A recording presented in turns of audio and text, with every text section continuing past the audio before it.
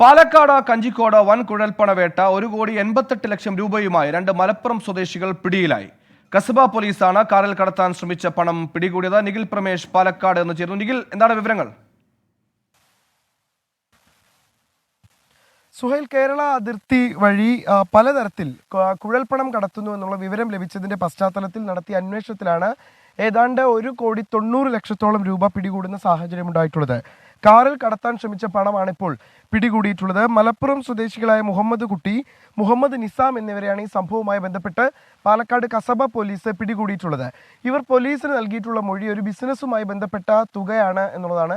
പക്ഷേ ഇക്കാര്യം പോലീസ് വിശ്വാസത്തിലെടുത്തിട്ടില്ല. കാരണം ഇതുമായി ബന്ധപ്പെട്ട രേഖകളൊന്നും തന്നെ ഹാജരാക്കാൻ നിലവിലത്തെ സാഹചര്യത്തിൽ അവർക്ക് കഴിഞ്ഞിട്ടുമില്ല. അതുകൊണ്ട് തന്നെ ഇത് കുഴൽപ്പണമാണ് എന്നുള്ളതാണ് പോലീസ് കരുതുന്നത്. കൂടുതൽ അന്വേഷണങ്ങൾ പോലീസ് നടത്തിപ്പോരുകയാണ്.